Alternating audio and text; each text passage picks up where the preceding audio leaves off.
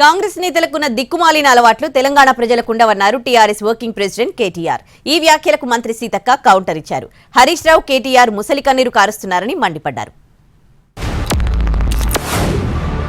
వాళ్ళు ఒక్కొక్కరు మాట్లాడుతూ ఉంటే, ఒక్కొక్కరు ఏడుస్తూ ఉంటే, చిన్న పిల్లలు 7 ఏళ్ల పిల్లలు 5 ఏళ్ల పిల్లలు ప్లకార్డులు తీసుకొని బడి బంద్ చేసి రోడ్డు ఎక్కితే ఒక మంత్రి అంటాడు 5,000 రూపాయల కోసమట మాట్లాడుతున్నారట సోషల్ మీడియాలో. అందరూ మీ లెక్క ఉండరు, కాంగ్రెస్ వాళ్ళ లెక్క.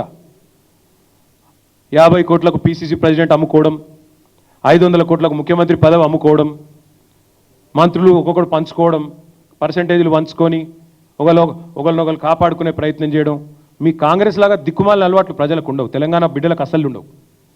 ఆత్మగౌరవం మీద కొడితే, ఆత్మగౌరవం విషయానికే వస్తే మంత్రి గారు శ్రీధర్ బాబు గారు, తెలంగాణ ప్రజలు తిరగబడితే మీరు ఊళ్ళలో తిరగలేని పరిస్థితి వస్తుంది, మంచిది కాదు. మూసీ నది డెవలప్మెంట్ అథారిటీకి కానీ హైడ్రాక్ కానీ తెలియజేస్తుంది.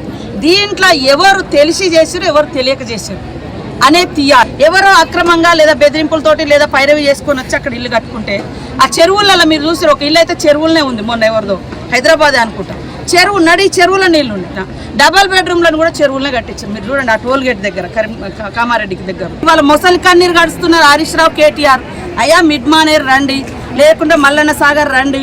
మరి ఇవన్నీ మీరు ముంచినప్పుడు వాళ్ళని ఎంత బలవంతంగా చేసారు. మేము తొలగించేది అక్రమ కట్టడాలను. అక్రమంలో ఉన్నా కూడా పేదవాళ్ళు అయితే వాళ్ళ పట్ల కన్సర్న్తో ఉండాలనేది ప్రభుత్వ లక్ష్యం.